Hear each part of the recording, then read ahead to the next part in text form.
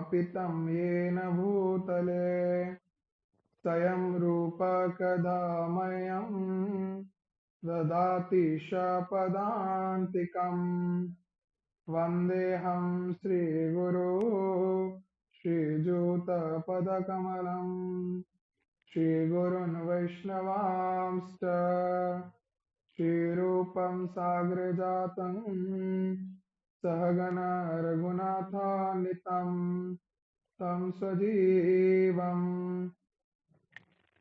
स्वाद्वैतं स्वावधूतं परिजनसहितं श्रीकृष्णचैतन्यदेवं श्री राधा कृष्ण पादान् सहगना ललिता श्रीविशाखान्वितांश्च हे कृष्णा करुणा सिन्धो दीनबन्धो जगत्पते गोपेषु गोपिका कान्त राधा कान्त नमोऽस्तुते तप्त काञ्चन गौराङ्गी राधे वृन्दावनेश्वरी वृषभानुसुते देवी प्रणमामि हरिप्रिये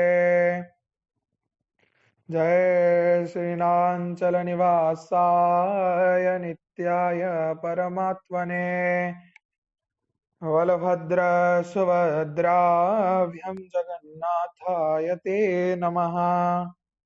श्री पंचतत्त्वात्वं कृष्णा भक्तरूप स्वरूपकम् भक्तावतार भक्ताख्यं नमामि भक्त शक्तिकम्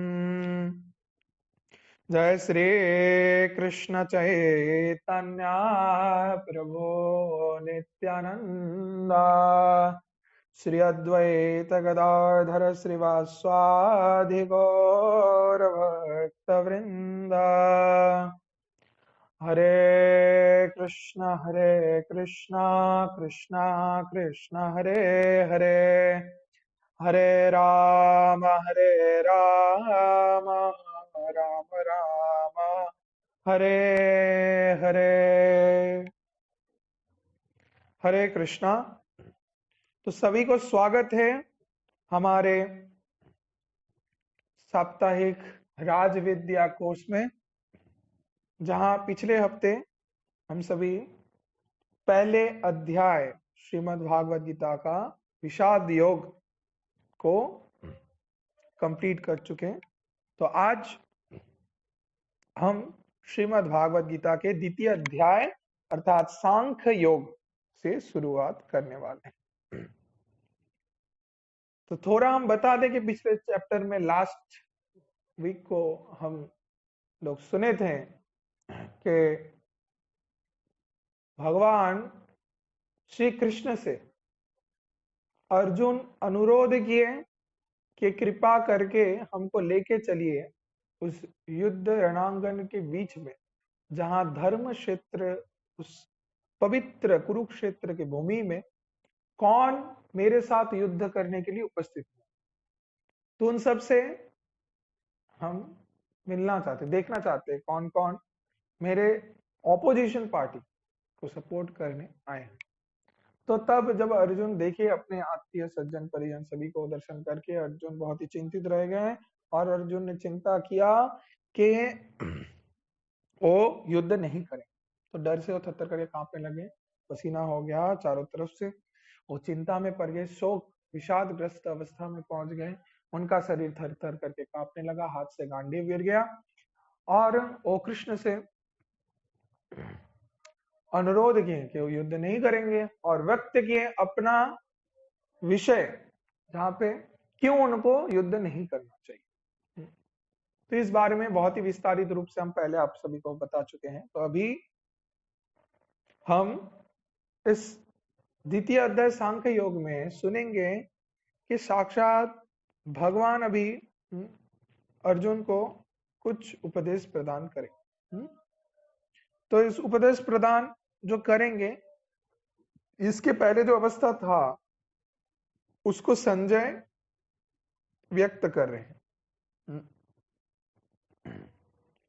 किसको? धृतराष्ट्र। तो ये जो द्वितीय अध्याय है, इस अध्याय में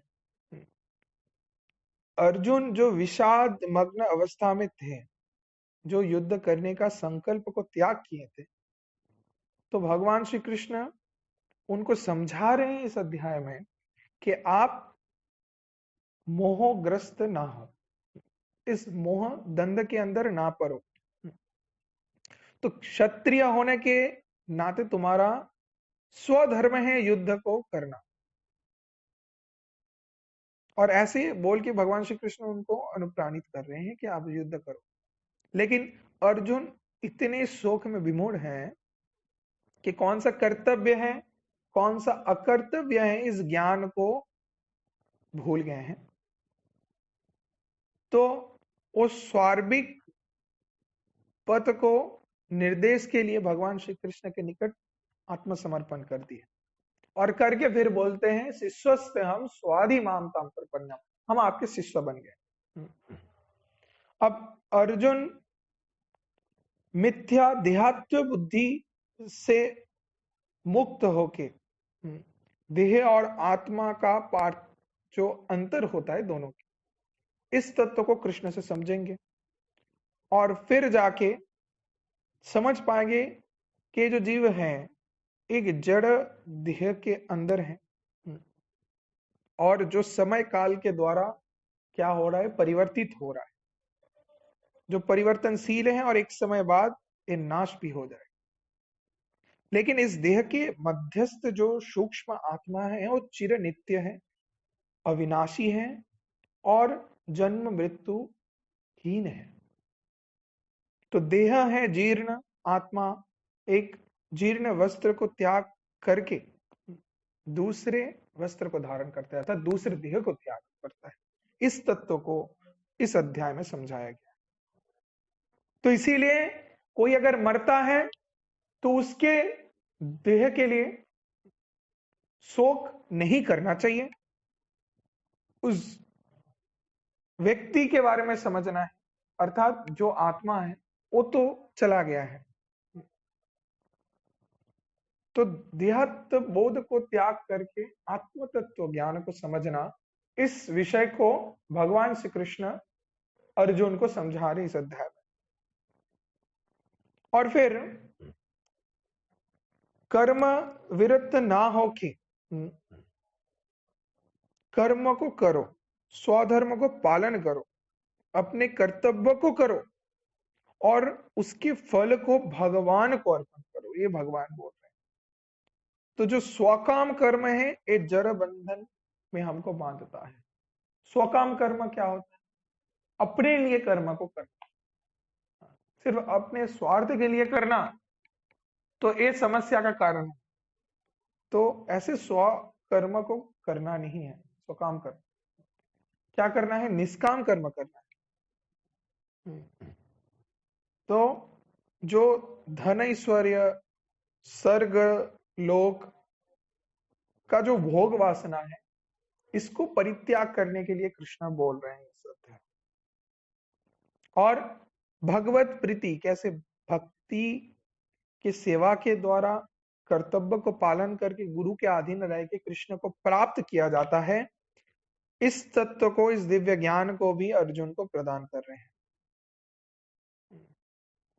तो जो दिव्य ज्ञान गुरु प्रदान करते हैं, इससे शिष्य इस जगत के वासना से मुक्त होता है और एक स्थिति को प्राप्त करके स्थित प्रज्ञ होता है और इस देहांत से चिन्मय जगत के स्तर पे स्थित होता है। तो इसीलिए हमको क्या करना चाहिए, वो यथार्थ दिव्य ज्ञान को भगवान श्री कृष्ण अर्जुन के द्वारा हम सभी को प्रदान कर रहे हैं। तो आइए इस अध्याय को हम लोग बहुत अच्छे से अनुशीलन करें। तो सभी भागवत गीता के द्वितीय अध्याय सांख्य योग के पहले 1 नंबर श्लोक में चले जाइए। मेरे बात बोलिए, ओम नमो भगवते वासुदेवाय।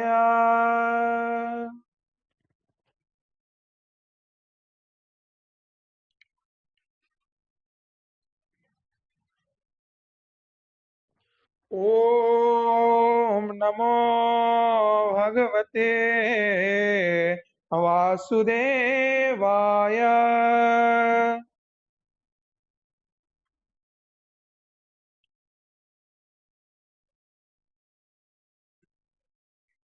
ओम नमो भगवते वासुदेवाय।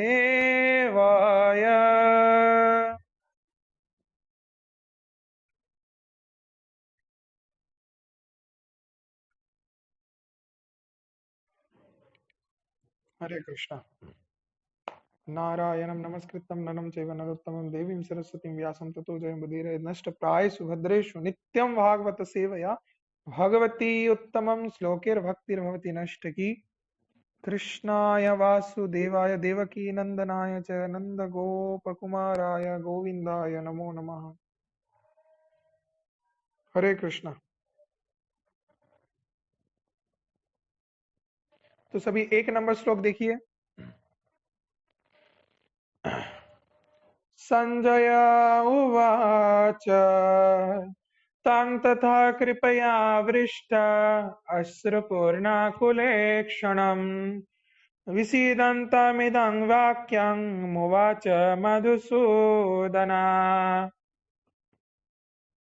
तो इसका अनुवाद संजय बोल रहे हैं अर्जुन को ऐसा अनुताप हुआ, इतना व्याकुलता हुआ कि अश्रुसिक्त देख के कृपा करके उनको कृष्ण बोले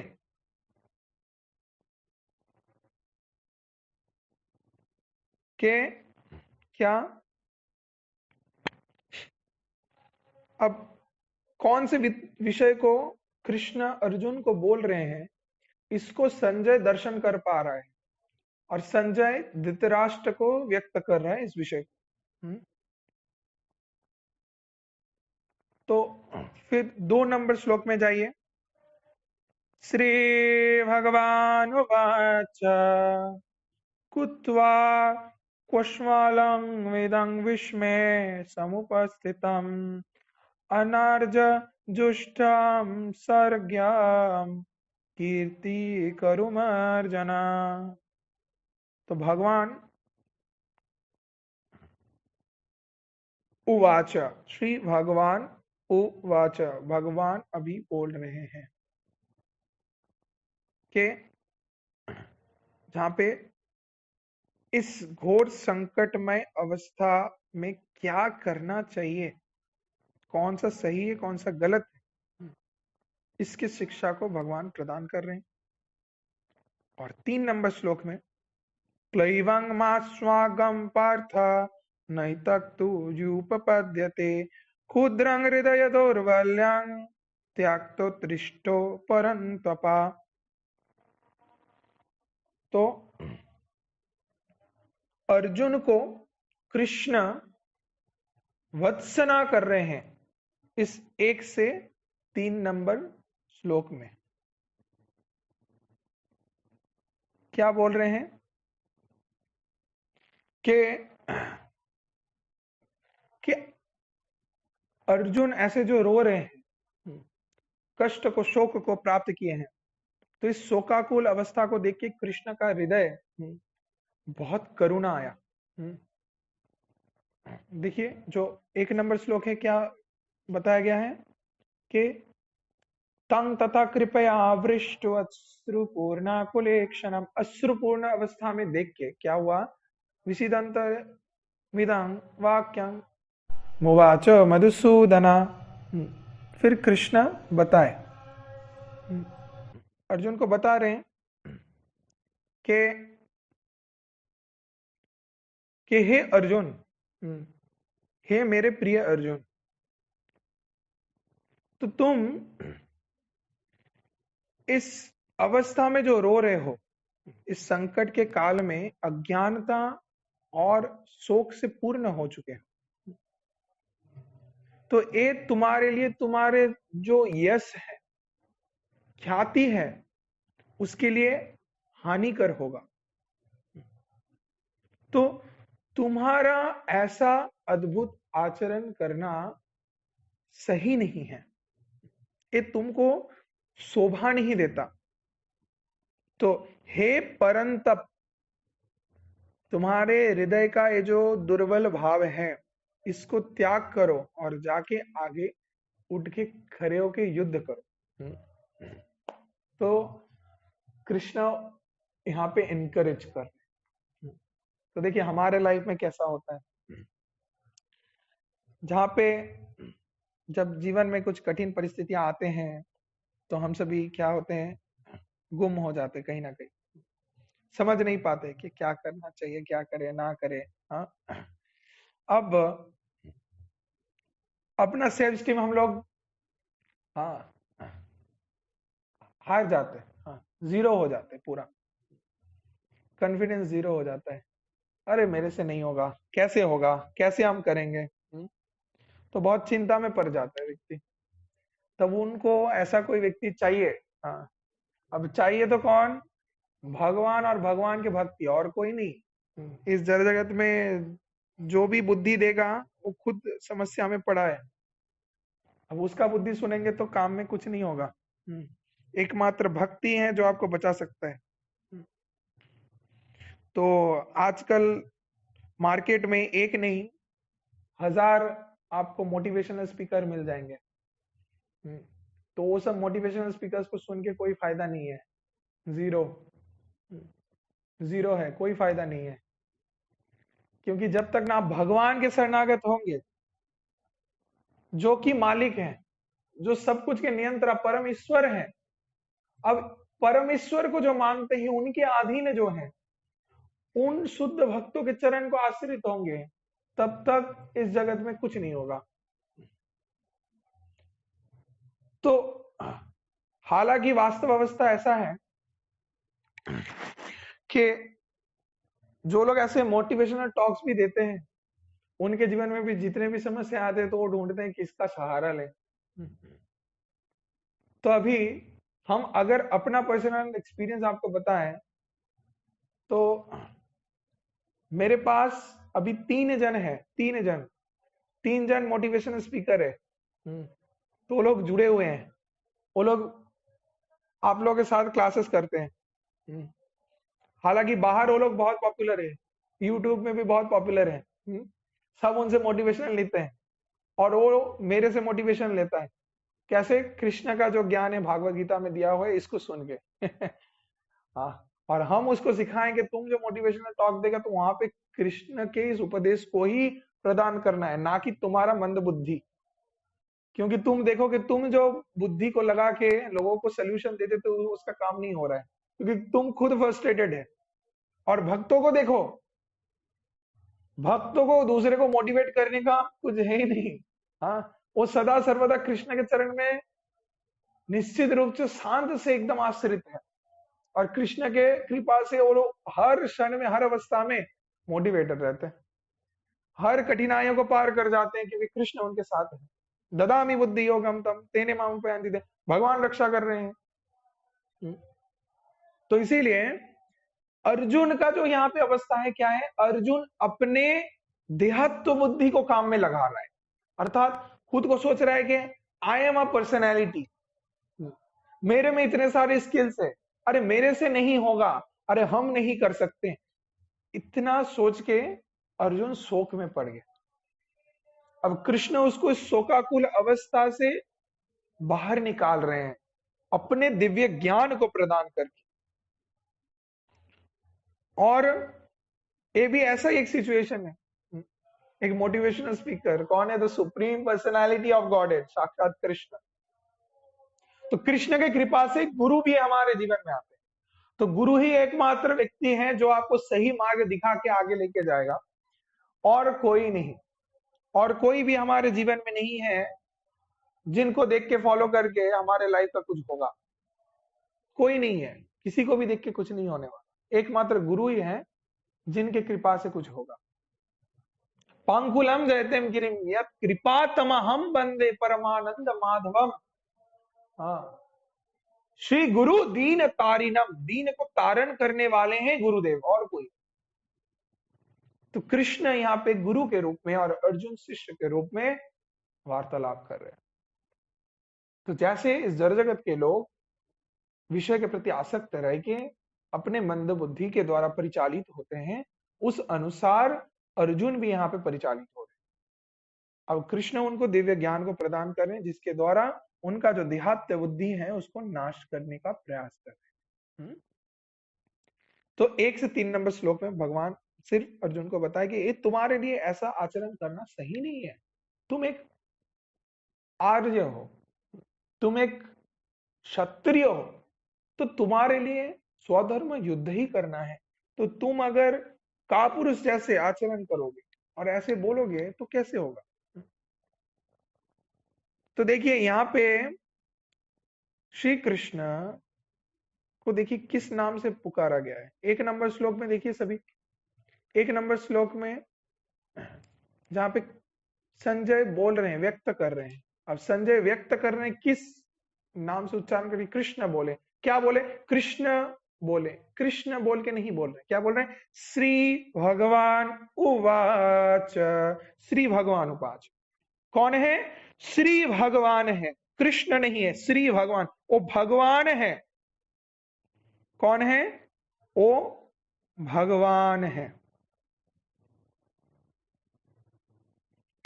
तो श्री भगवान उवाच, ईश्वरः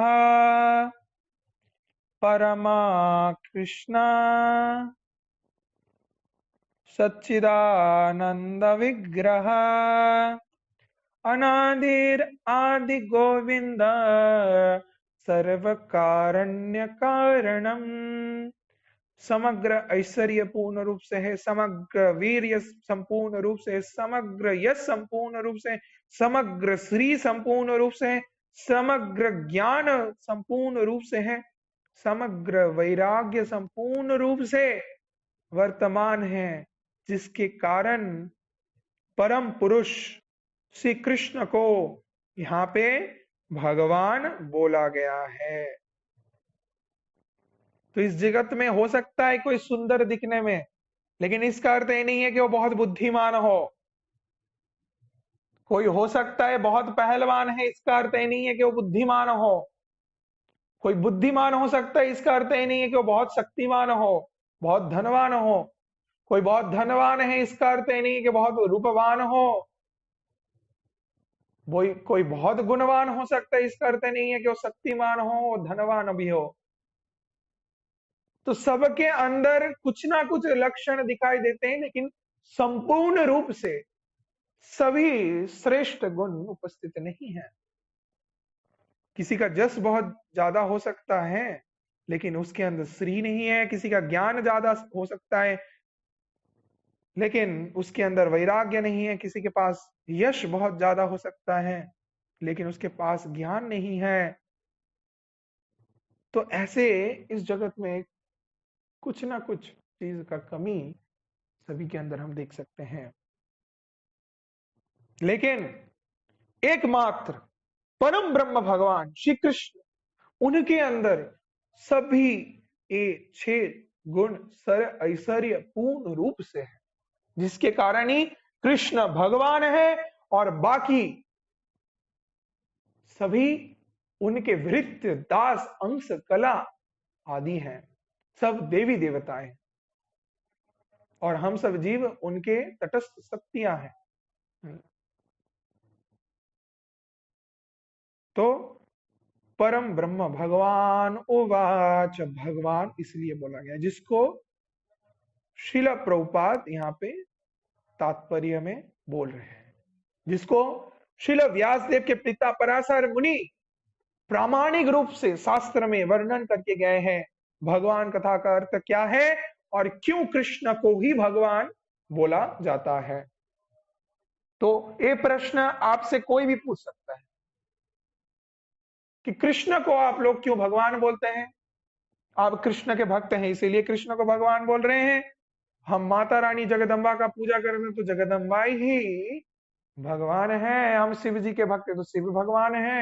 हम गणेश लक्ष्मी का पूजा करते हैं तो गणेश लक्ष्मी ही भगवान है। ऐसा नहीं है।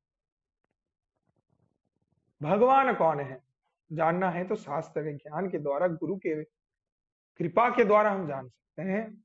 शास्त्र चक्षु के द्वारा जान सकते हैं। पराशर मुनि शास्त्र में वर्णन करके गए हैं कि एकमात्र भगवान जो है उनके अंदर एक गुण है और ये सभी गुण पूर्ण रूप से भगवान श्री कृष्ण के ही अंदर वर्तमान है। इते चांस कला पुंस कृष्णस्तु भगवान स्वयं। क्या बोला गया है? कृष्णस्तु भगवान, एकमात्र कृष्ण ही भगवान है और कोई भगवान नहीं है। तो कृष्ण को ही भगवान और सभी उनके दास सिद्ध। तो चल जाइए अभी 4 नंबर श्लोक में। 4 नंबर श्लोक में अभी अर्जुन कृष्ण को बोल रहे हैं। कृष्ण अर्जुन के ऐसे वत्सना किए, उनको बोले कि ऐसे दुर्बलता को त्याग करो और कर्तव्य क्यों करो। तब जाके अब अर्जुन क्या बोल रहे हैं सुनिए। 4 नंबर श्लोक में चले जाए। अर्जुन बोल रहे हैं कथं भीष्ममहं शंख्ये द्रोणं च मधुसूदन ईशुभिः प्रति योत्स्यामि पूजाहारवरीषुदन।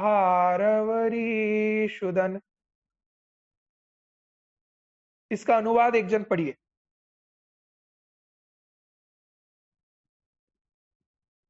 हाँ।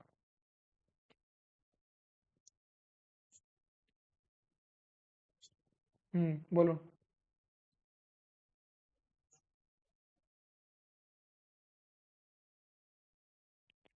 শোনা যাচ্ছে না।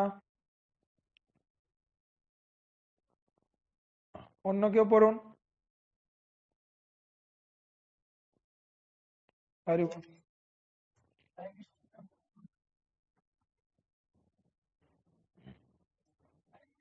हाँ बोलो।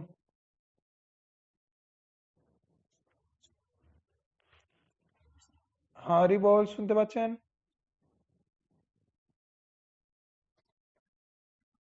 हाँ। অন্য কেউ পড়তে থাকুন। हाँ पढ़ो, अनुवाद पढ़ो।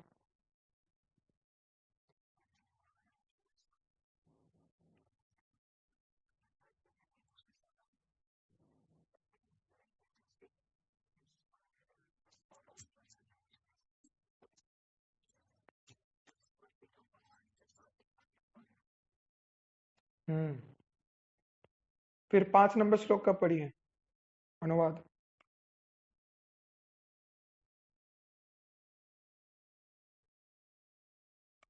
5 नंबर श्लोक का।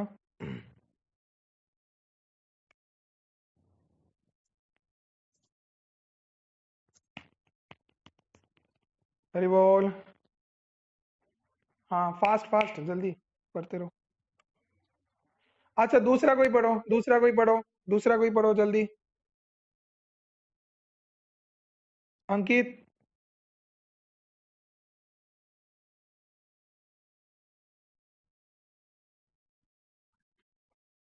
पढ़ो।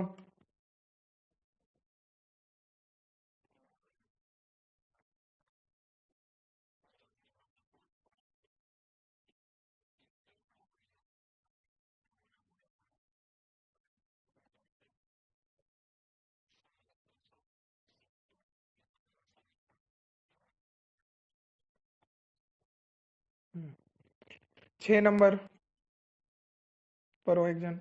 दूसरा कोई 6 नंबर पढ़ो।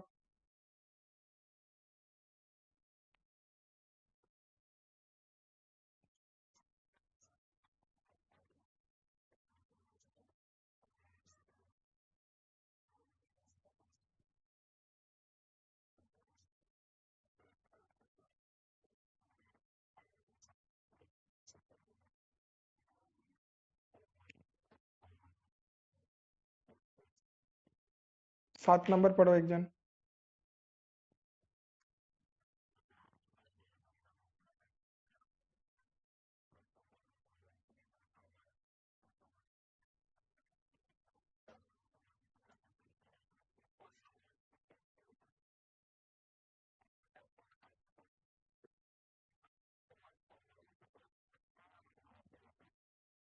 8 नंबर एक जन पढ़ो। 8 नंबर कोई पढ़िए।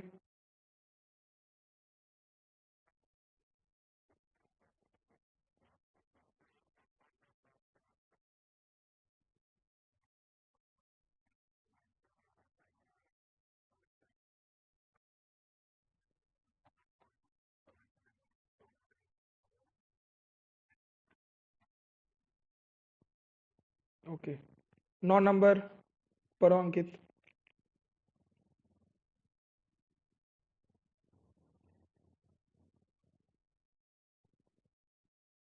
अंकित, हाँ।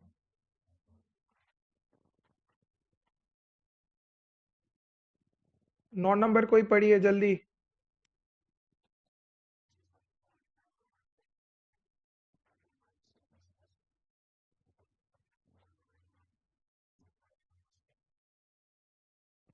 अब सुनते रहे। ये जो 4 से 9 नंबर श्लोक है, इस श्लोकों में भगवान श्री कृष्ण अर्जुन को पूर्ण आत्मसमर्पण के विषय में बता रहे हैं कि कैसे, हे अर्जुन, तुम पूर्ण आत्मसमर्पण को करोगे। और यहाँ पे अर्जुन भगवान श्री कृष्ण के चरण में पूर्ण आत्मसमर्पण को उपस्थित करते हैं। तो जहां पे अर्जुन पहले ही कृष्ण को बोल रहे हैं, 4 नंबर श्लोक में जाइए, देख पाएंगे यहाँ पे कि अर्जुन बोल रहे हैं क्या कि कथं भीष्ममहं सांख्यां द्रोणं च मधुसूदनम, के हे मधुसूदन, अर्जुन उवाच, अर्जुन बोल रहे हैं कि हे मधुसूदन, हम भीष्म द्रोण जैसे मेरे परम श्रद्धेय गुरुजन को कैसे मार सकते, कैसे उनके साथ हम युद्ध करेंगे। और उनको मार के राज्य सुख भी अगर मिला तो उस राज्य सुख को प्राप्त करने से 1000 गुण अच्छा है कि भिक्षा करके जीना, भिक्षा को वरण करना अपने जीवन, कि अपने आत्मीय, अपने सज्जन, अपने प्रियजन को मारना एक तो चरम पाप है।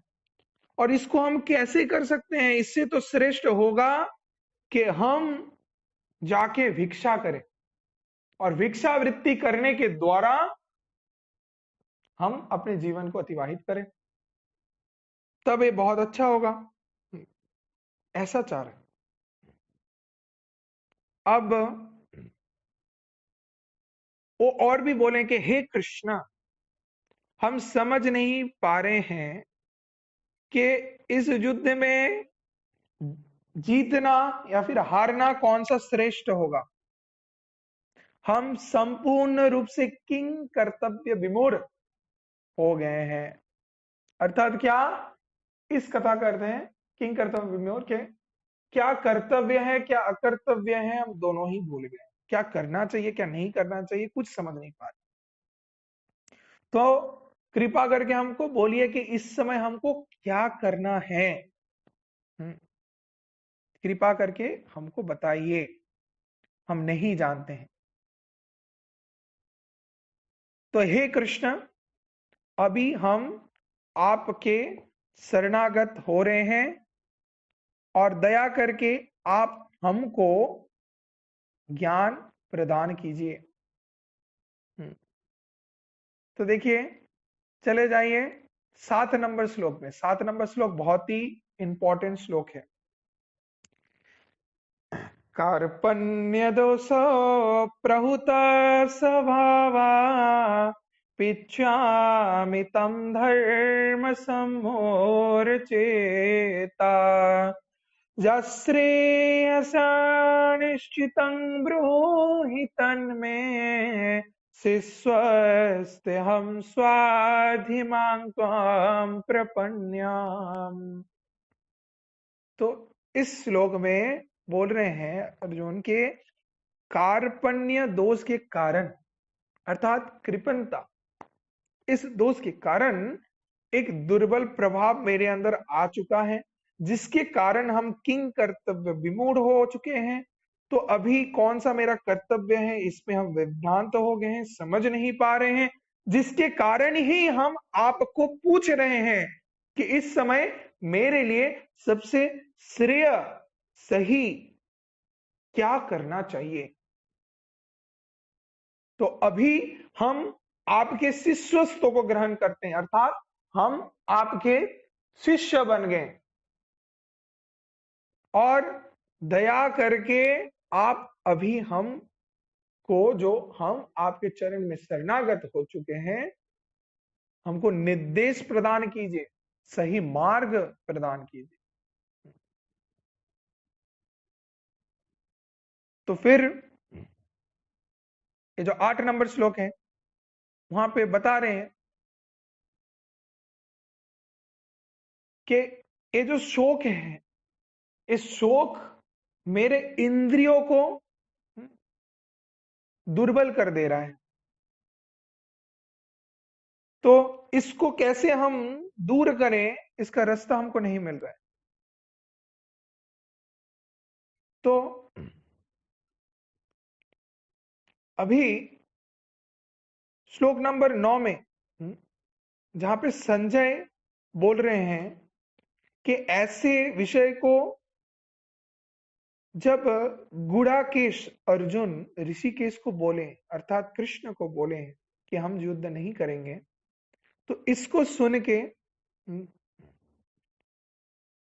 कृष्ण क्या बोले हैं वो 11 नंबर श्लोक से शुरू हुआ और इतना ही बोल गए अर्जुन शोकाकुल हो गए, एकदम चुप हो गए।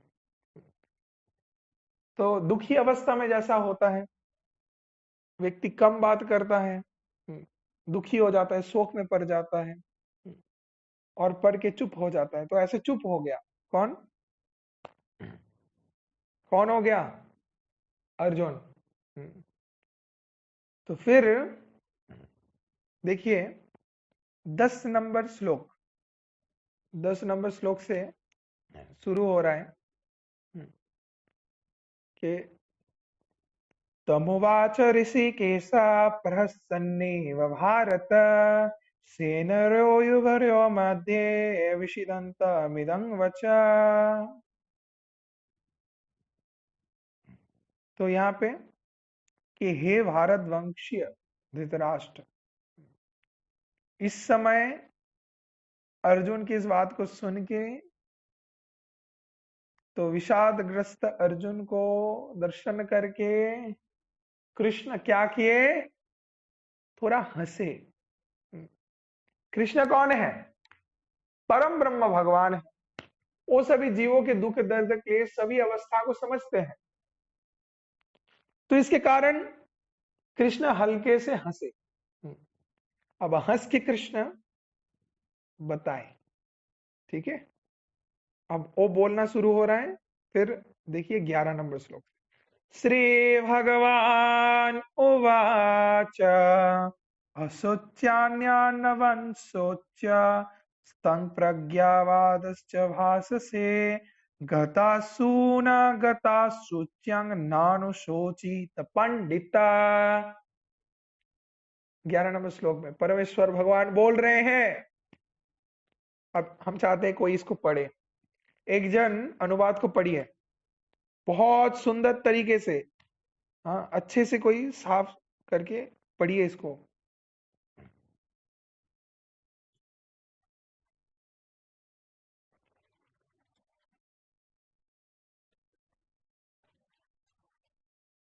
राधा कृष्णा बंद करो। अंकित, ओके, हाँ, अंकित बोलो, आराम से बोलो। अंकित बैकग्राउंड नॉइस आ रहा है बहुत। हरि बोल। कहाँ पे? दूसरा कोई कोई पढ़ो। कहाँ पे बहुत बैकग्राउंड नॉइस आ रहा है? दूसरा कोई हरि बोल। हम्म,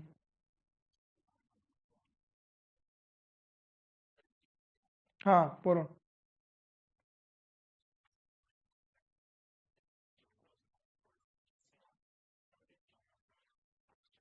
हाँ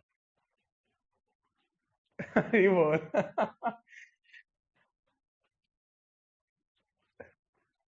हाँ वेरी गुड। अच्छा 12 नंबर श्लोक। 12 नंबर श्लोक। पूर्ण क्यों 12 नंबर श्लोक?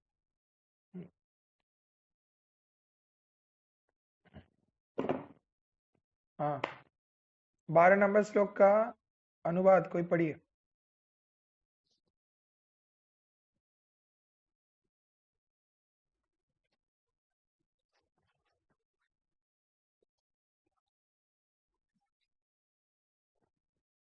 हम्म। तो तो ये जो 10 से 12 नंबर तक श्लोक है, 10, 11, 12, 3 श्लोक में बहुत बहुत खास है। तो जीव जो नित्य है और ये जो जड़ देह है ये नश्वर है, इस तत्व को कृष्ण थोड़ा स्मित हंस के विषाद ग्रस्त अर्जुन को व्यक्त कर रहे हैं। बोल रहे हैं कि हे अर्जुन, तुम एक ज्ञानी व्यक्ति के जैसे बात कर रहे हो, लेकिन जिस विषय में शोक नहीं करना चाहिए उस विषय में तुम शोक कर रहे हो। तो ये कैसे हो रहा है? ये कैसे संभव है? तो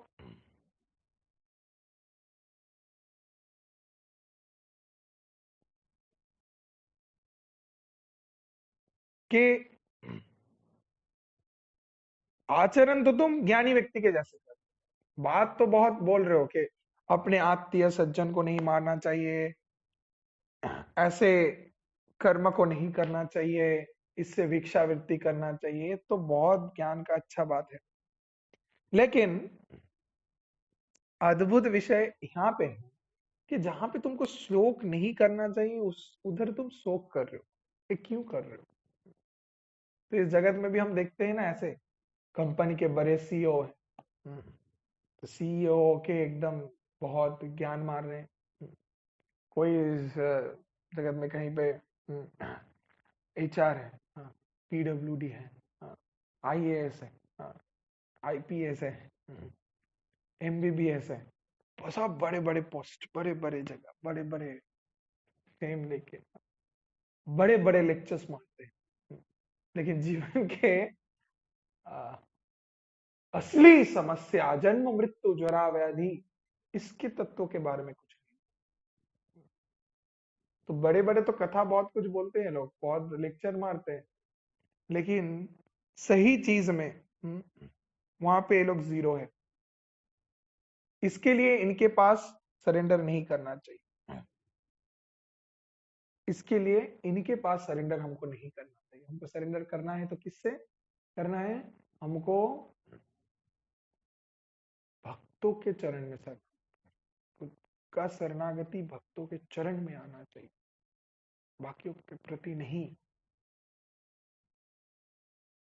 तो अर्जुन यहाँ पे रिप्रेजेंट कर रहे हैं इस जड़ जगत के व्यक्तियों के जैसे आचरण।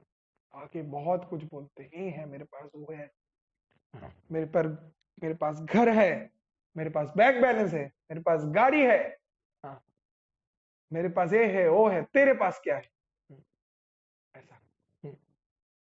तो they try to prove that they are successful people, they are successful people, but they are ultimately zero,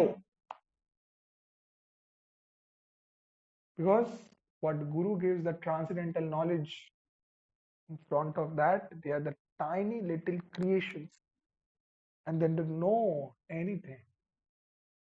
They don't know anything. What is the purpose of their existence? Why they came? And ultimately where to go? कुछ भी नहीं जानते। तो बताया क्या जा रहा है कि तुम ज्ञानी के जैसे बात तो कर रहे हो, पंडित के जैसे, लेकिन शोक भी कर रहे हो जिसके लिए शोक नहीं करना चाहिए। हाँ? तो तुम रियलिटी नहीं जानते कि हमें देह नहीं है, हम आत्मा है। तो तुम खुद को देह से परिचय दे रहे हो और उसको लेके अहंकार कर रहे हो। तो ये तो हो गया मिथ्या अहंकार, ये मिथ्या परिचय। तो इसको लेके कैसे तुम आगे जा रहे हो? तो इसको समझना है, इसको भगवान समझा रहे हैं कि सभी जीव का सत्य नित्य है, शाश्वत अस्तित्व है आत्मा, जो कि प्रकृत व्यक्ति हमारे अंदर है।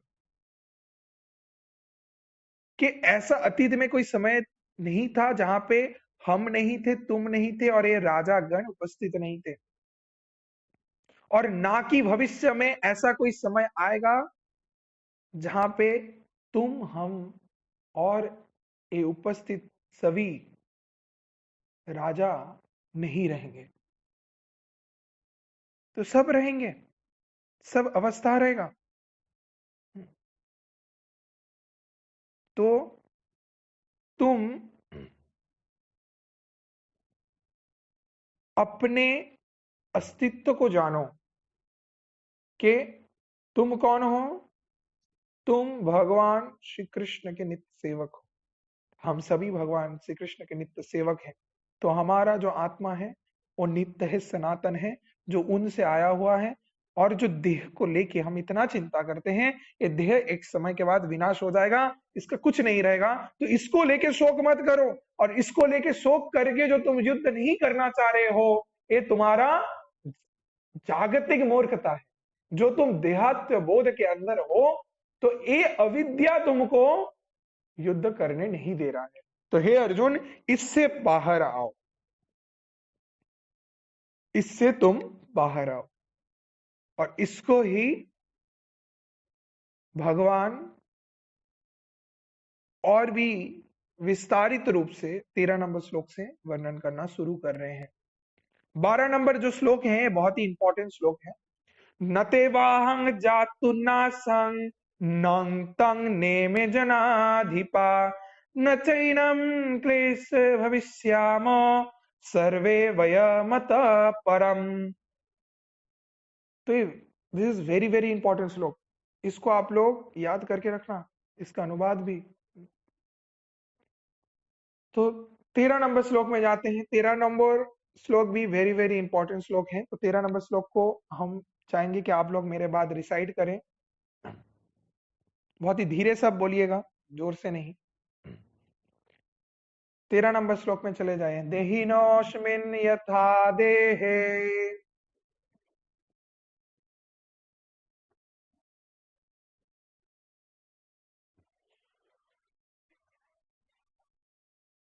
कौमारं यौवनं जरा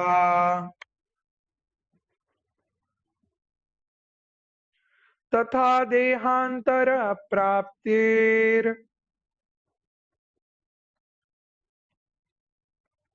धीरस्तत्र न मोयते।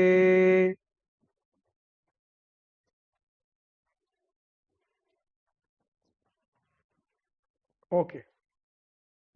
तो देहिनोऽस्मिन् यथा देहे कौमारं यौवनं जरा तथा देहांतरम प्राप्ति धीरस्तत्र न मोयते।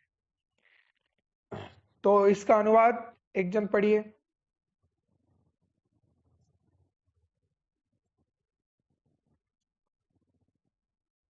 हिंदी में कोई पढ़ो, हिंदी में कोई पढ़ो। Not Bengali, Hindi, Hindi someone red.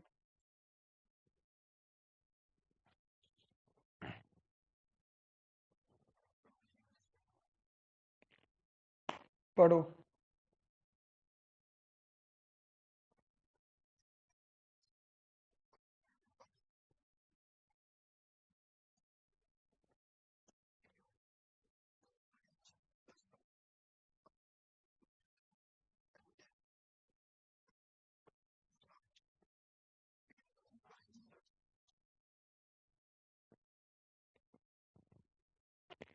तो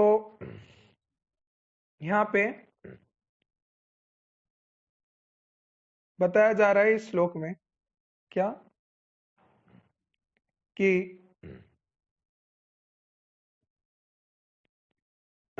देहि नोस्मिन यथा देहि कौमारम यौवनम जरा, कि जैसे कि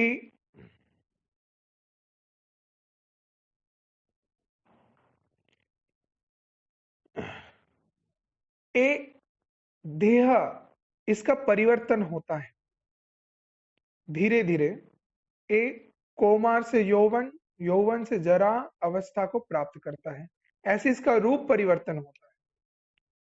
तो मृत्यु काल में इस देह के अंदर जो देही है तो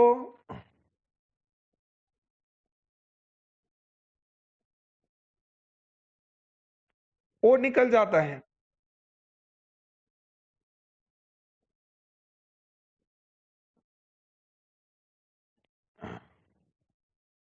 आत्मा जो जिसको देही बोला जाता है इस देह के अंदर है, वो इसको त्याग करके दूसरे देह के अंदर चला जाता है, देहांतर होता है।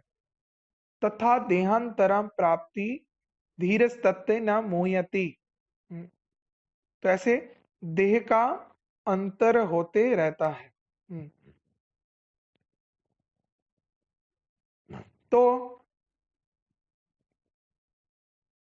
देखिए, पृथ्वीराज बंद करो अपना साउंड। तो जहां पे एक बच्चा छोटा है, धीरे धीरे वो कौमार अवस्था में पहुंचता है, फिर यौवन आता है, फिर वार्धक्य आता है, फिर जरा रोग आदि उसको पकड़ लेता है, फिर अंतिम अवस्था में मृत्यु होता है और ऐसे देह का विनाश हो जाता है और ये देह पड़ा रहता है। तो इस देह का कोई मूल्य नहीं है। मूल्य तभी है जब इसके अंदर जो देही है उसका उपस्थिति है। जब तक वो है तब तक ये देह चल रहा है, जब तक आत्मा का उपस्थिति नहीं है तब ये देह और काम नहीं करेगा और ये किसी का भी तब प्रिय नहीं रहेगा।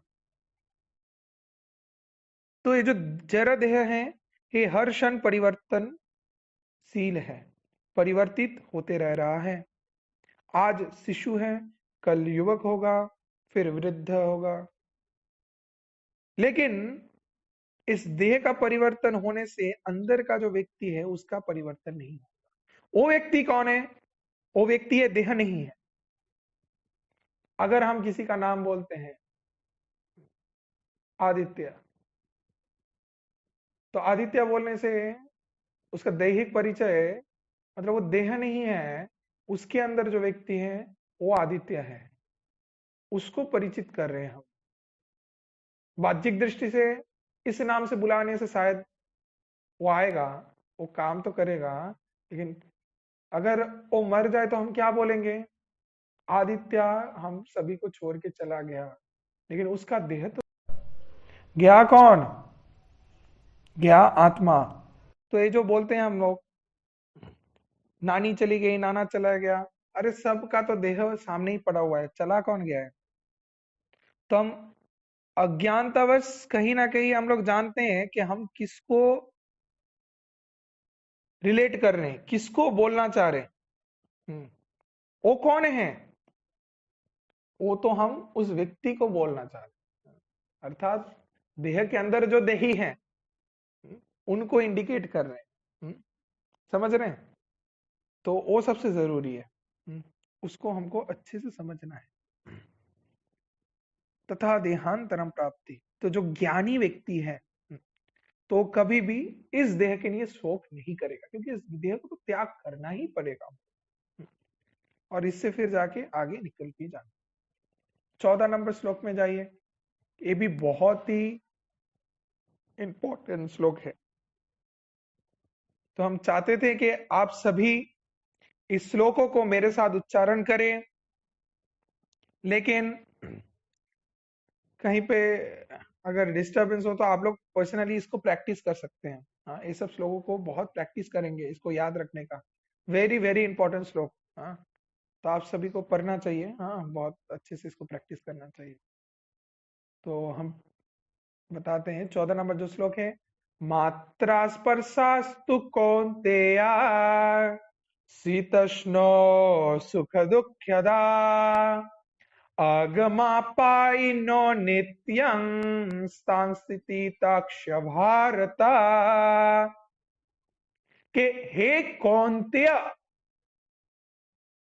तो इंद्रियों के विषय से जो संयोग के फल अनित्य सुख और दुख का अनुभूति हम सब करते हैं, तो ये सब कैसा है, शीत और ग्रीष्म ऋतु के जैसा है। जैसा गर्मी का महीना होता है, ठंड का महीना होता है, वैसा है। कि हे भारत कुल के प्रदीप, इसीलिए जो इंद्रिय का अनुभूति हमारे अंदर आता है, जिसके द्वारा हम प्रभावित होते हैं, तो इसको सहन करना सीखो, ना कि इसके द्वारा प्रभावित होके कार्य को करना। इसको नियंत्रित करना है, इसको सहन करना है।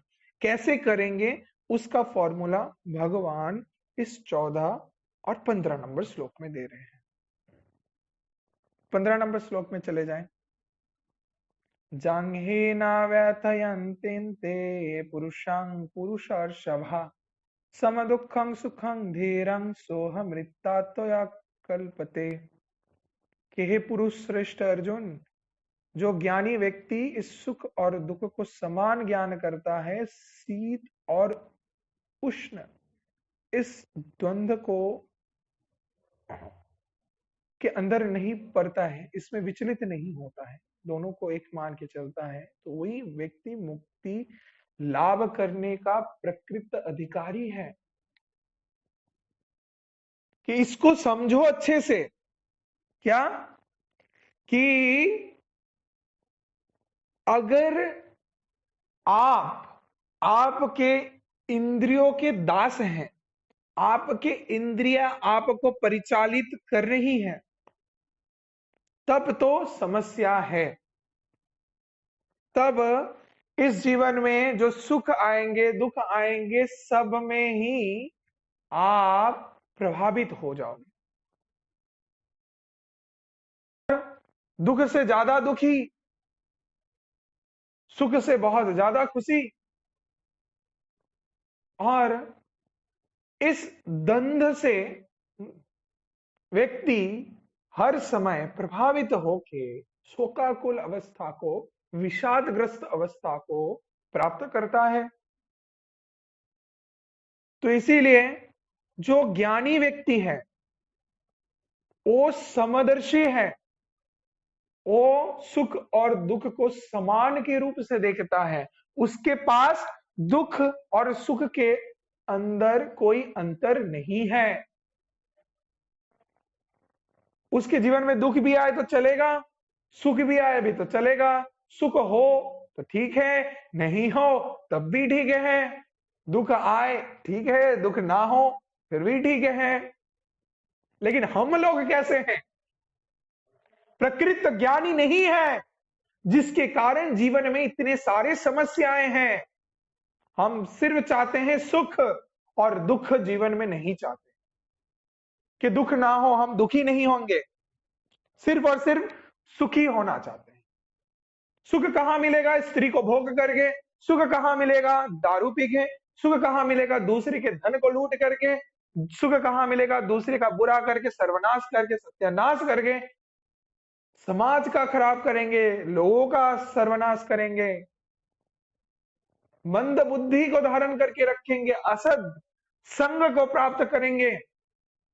तो इस सब का फल तो मिलने वाला है, और ये सब फल जब आपको जाके पकड़ेगा और इसके द्वारा प्रभावित होंगे, तब क्या होगा, तब आप कैसे जीवन में सुखी रह सकते हैं? निश्चित रूप से ही आप दुखी रहोगे। लेकिन जो ज्ञानी व्यक्ति है, उनके जीवन में वो स्थित प्रज्ञ रखने का, खुद को उस स्थिति में रहने की प्रयास करते हैं जहां पे सुख में ना बहुत सुखी, ना दुख में बहुत दुखी। सुखी, सुख आए ना आए चलेगा, दुख आए ना आए, जो भी आएगा सबको लाइफ में एक्सेप्ट करेगा। एक ज्ञानी व्यक्ति का गुण है, जहां पे भगवान उदाहरण भी दे रहे हैं अर्जुन को समझाने की। क्या बता रहे हैं? शीतोष्ण सुख दुखदा। जैसे शीत और उष्ण आते हैं, अर्थात ठंड और गर्म। ये जो ठंड है, ठीक है, ज्यादा ठंड क्या होता है? कष्ट का कारण होता है, राइट? कष्ट का कारण बनता है। और उष्ण गर्मी है, साधारण है, ठीक है। बहुत ज्यादा गर्मी पड़ जाता है तो क्या होता है? उससे हमको कष्ट होता है। तो हम तरफते रहते हैं गर्मी से, गर्मी के मारे शरीर बहुत उत्तप्त हो जाता है, कष्ट प्राप्त करते हैं। ठंड बहुत ज्यादा बढ़ जाए तो वो भी क्लेशदायक हो जाता है। तो ऐसे ही क्या है जीवन में कि जब सुख और दुख आते हैं, दोनों के प्रभाव से हम लोग बहुत ज्यादा प्रभावित हो जाते हैं, कष्ट प्राप्त करते रहते हैं, दुखी हो जाते हैं। तो भगवान समझा रहे हैं कि देखो, जैसे शीत आता है, ठंड का मौसम आता है, वो कुछ दिन रहता है, उस समय में आप थोड़ा उससे प्रभावित होते हैं, लेकिन एक समय बाद वो चला जाता है। वैसे ही गर्मी का मौसम आता है, उसके द्वारा आप प्रभावित होते हैं, कष्ट को प्राप्त करते हैं, लेकिन कुछ समय बाद एक गर्मी भी चला जाता है। ये दोनों विषय ही हर समय के लिए एक समान स्थित नहीं रहता है, आता है फिर चला जाता है।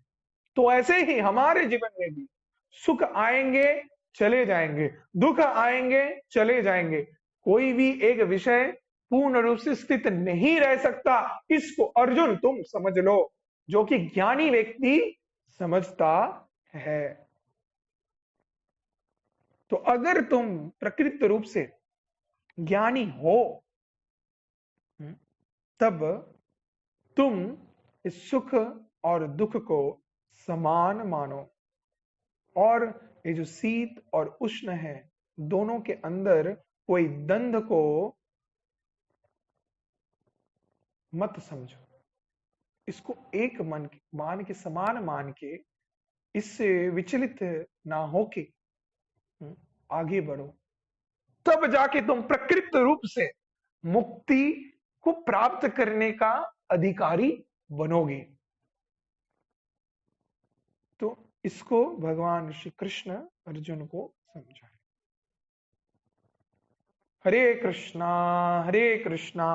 कृष्णा कृष्णा हरे हरे, हरे राम राम राम हरे हरे, हरे कृष्णा कृष्णा कृष्णा हरे हरे, हरे राम राम राम हरे हरे।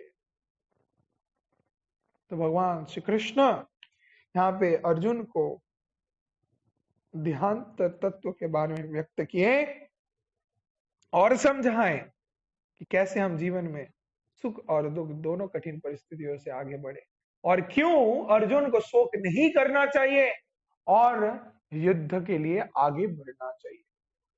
तो इतना तक आज हम सीखें। फिर जाके नेक्स्ट वीक को हम 14 नंबर श्लोक से शुरुआत करेंगे। कितना? 16 नंबर श्लोक से नहीं, 14 15 भी किए, 16 नंबर श्लोक से शुरू करेंगे। 16 नंबर श्लोक, ना सतो विद्यते भावो ना भावो विद्यते स्वतः। बहुत सुंदर श्लोक है। यहां से ये जो 16 नंबर श्लोक है, यहां से ही भगवान श्री कृष्ण अर्जुन को देह और आत्मा का डिफरेंस बताते हैं, दोनों के अंदर क्या अंतर है, देह क्या है, आत्मा क्या है, दोनों में जो अंतर है, इस अंतर को भगवान श्री कृष्ण इस 16 नंबर श्लोक से व्यक्त कर रहे हैं।